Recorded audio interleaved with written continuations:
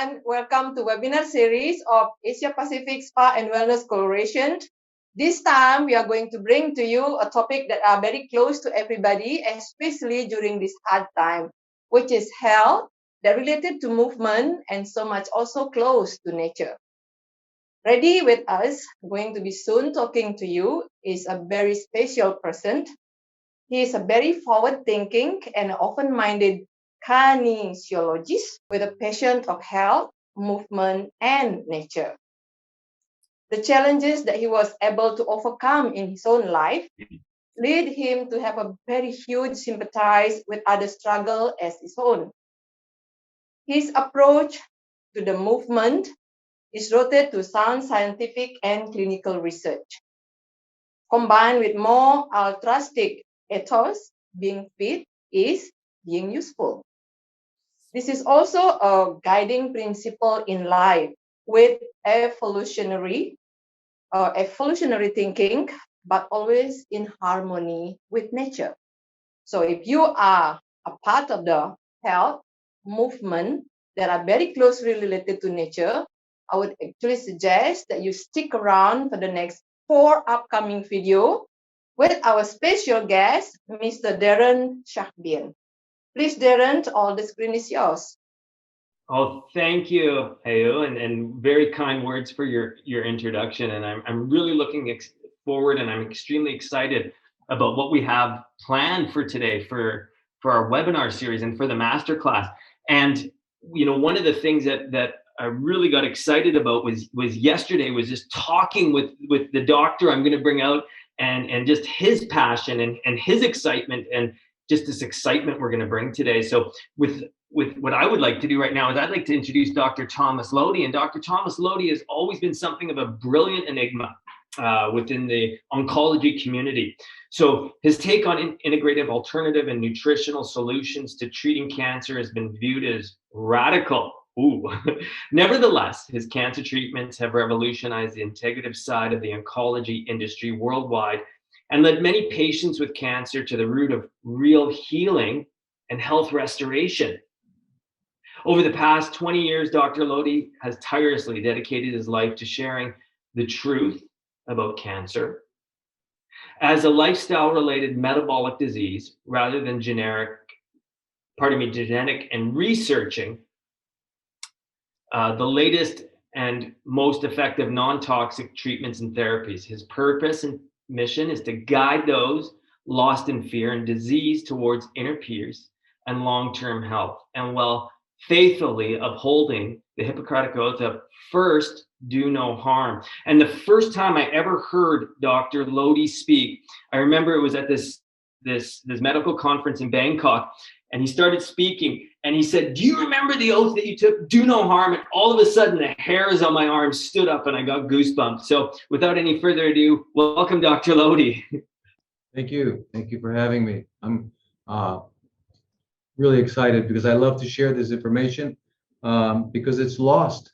Most of the information that I talk about is lost. So I'm happy to be here. And it is lost, Dr. Lodi. It's almost like we've disconnected from our true biological natural laws. And we were talking yesterday, and I love the lesson you were telling me about the flower, about the roots of a flower. And you just want to pick up on that? Sure. Well, you know, we look at a flower and we admire the beauty and we think, wow, what a wonderful thing has happened. But if we look down at the bottom and we see that the flower is in the soil, and then if we dig the soil away, what we're going to find is roots, and the roots have struggled and they've worked very hard to get to this beautiful flower. So the point in this is that in nature, things don't happen abruptly. Things happen through time. They happen if all the right ingredients exist. So for the flower, you needed the appropriate amounts of sunlight and fresh air. You also needed a healthy soil with all the appropriate nutrients in it. You needed, water.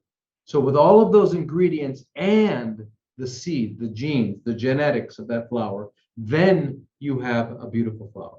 And so, and this metaphor covers so many things. So it's not just the genetics. The genetics mean nothing. If I take a beautiful seed let's say a tomato seed of a delicious tomato, and I plant it in the desert, I won't be eating tomatoes.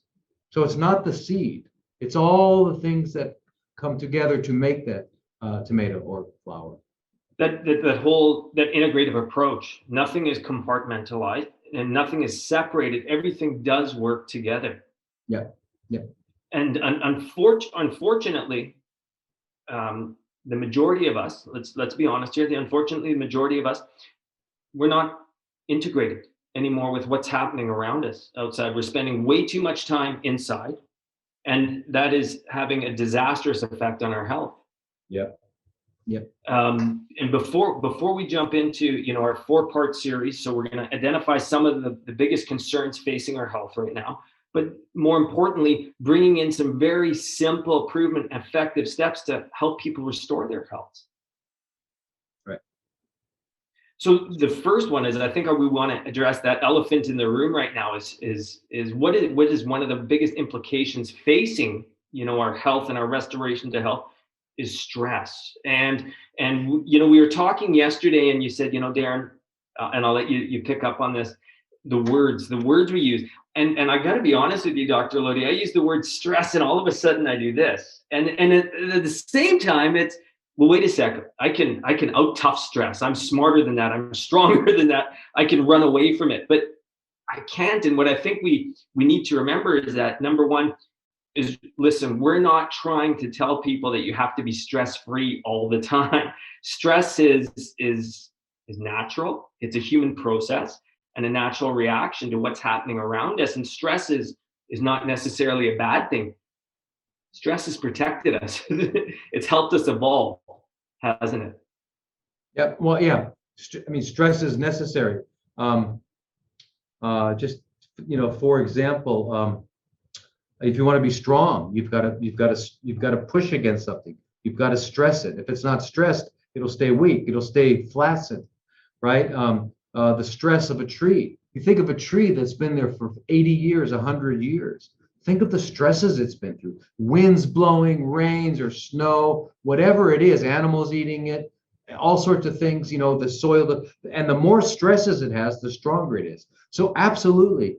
So what we need to understand is that the word stress, what we've come to understand the word stress, the psychological stress, because stress on a physical thing, for example, an engineer will talk about the stress on the cables when they're building a bridge, all right? And it's a physical reality.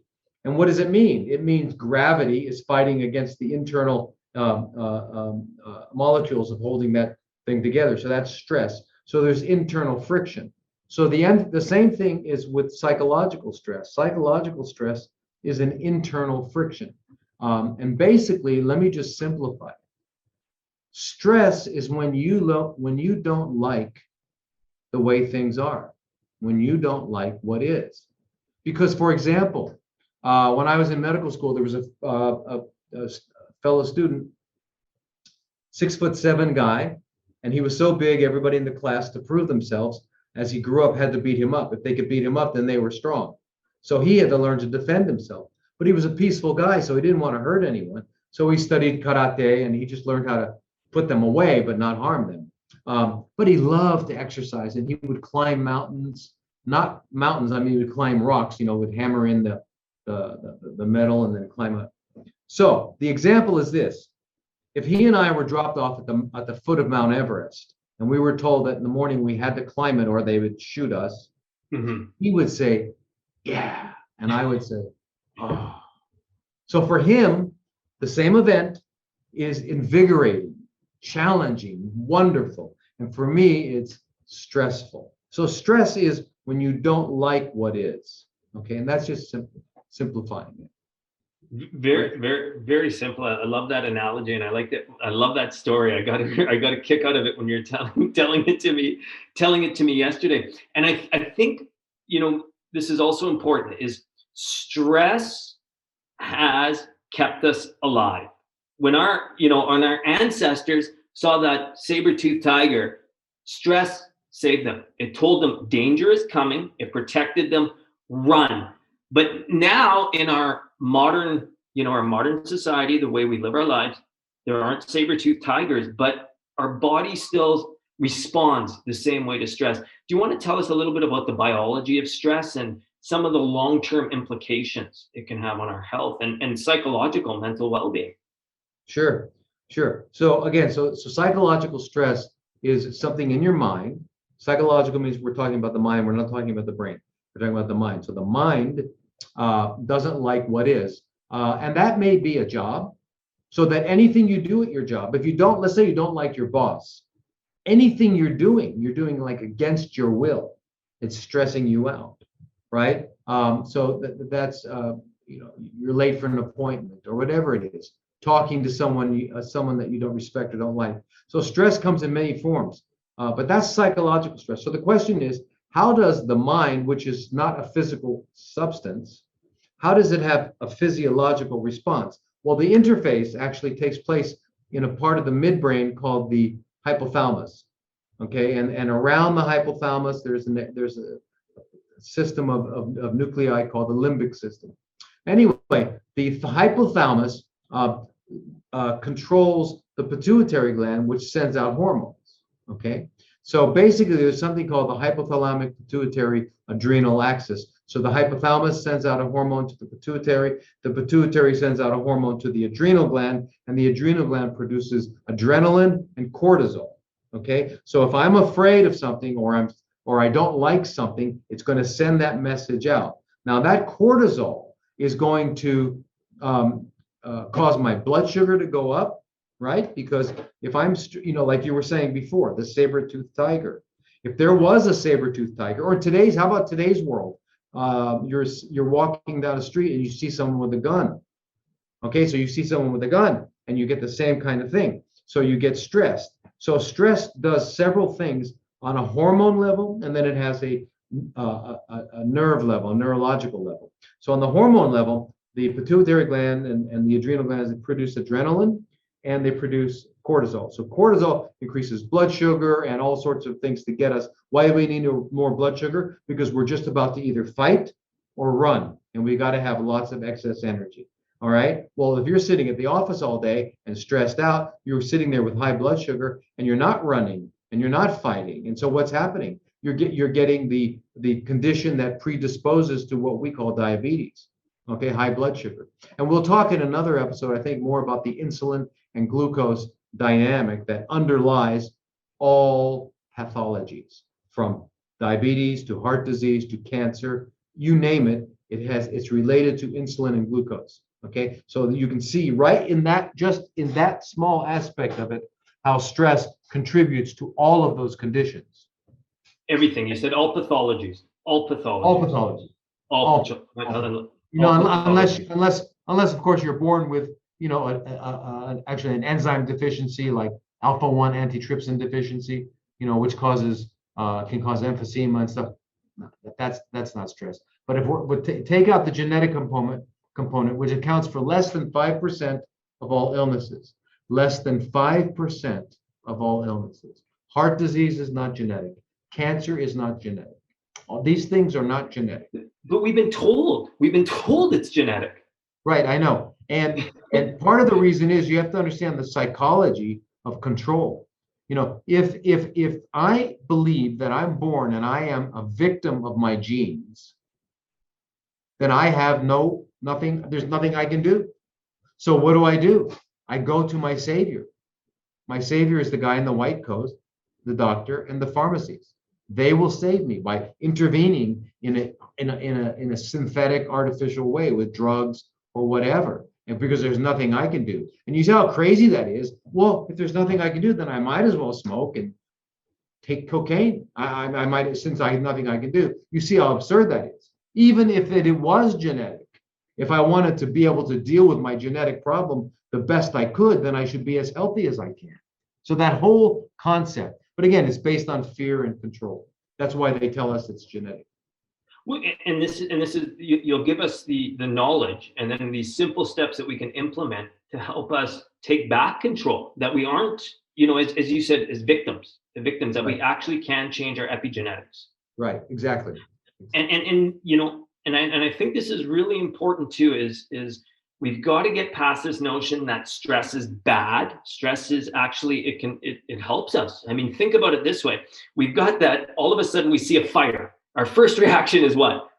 Run for your life. I'm going to need that increased heart rate. I'm going to need that adrenaline. I'm going to need that cortisol. I need my working muscles to be ready to, to explode.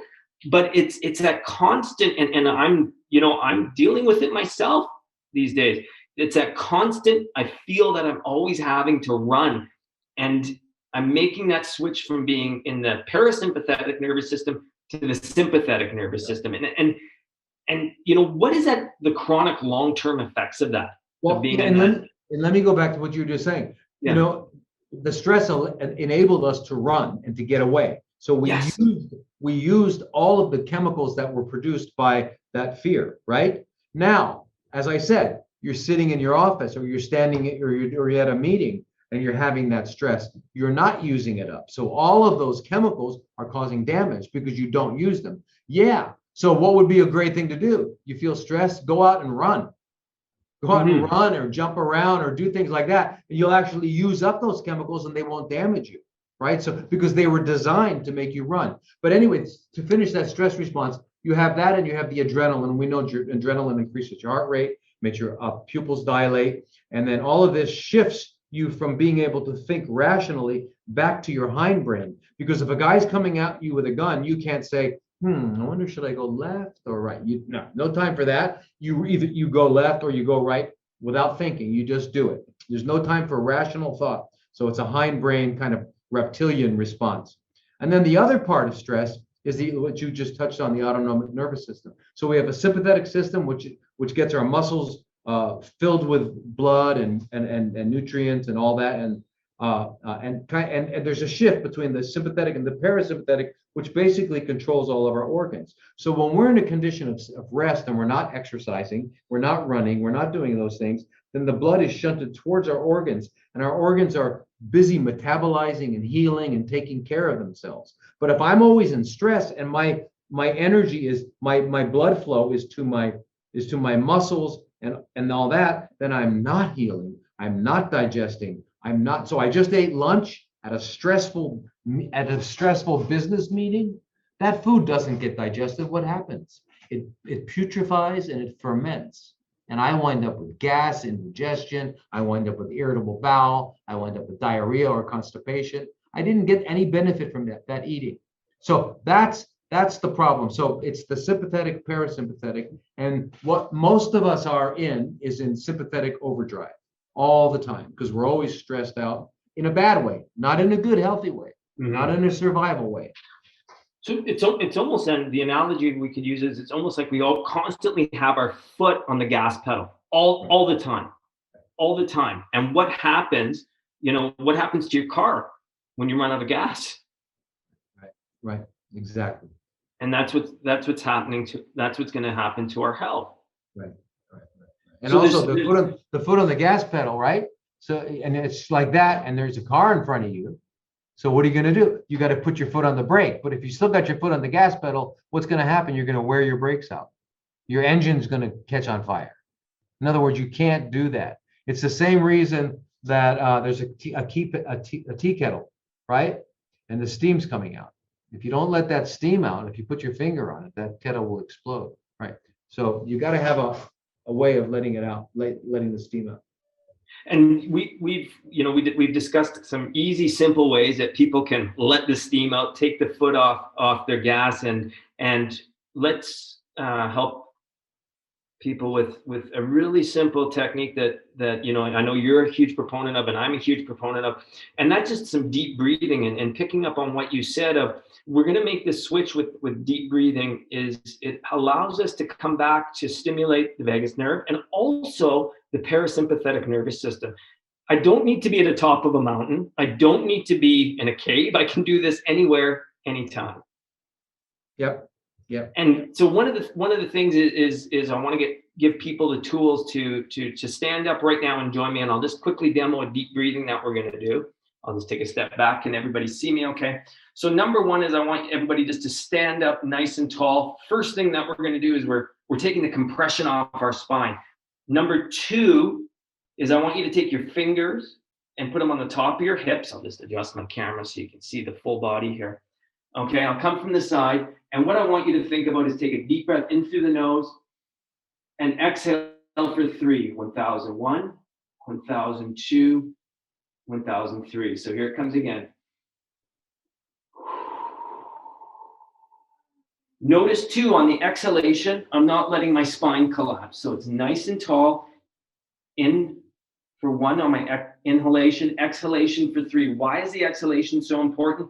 Well, if you think of this analogy, if we go to the dentist, you got to drill it before you fill it. We want to make sure that we're expiring all that oxygen. And most importantly, this is most important, the CO2.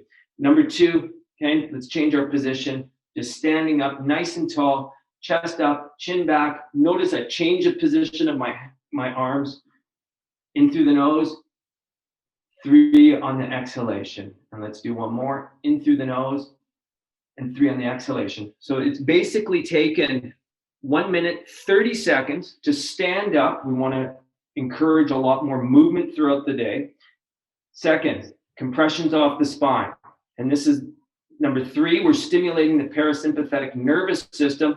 And 4, we're actually working on our lymphatic system as well. How important is the lymphatic system, Dr. Lodi?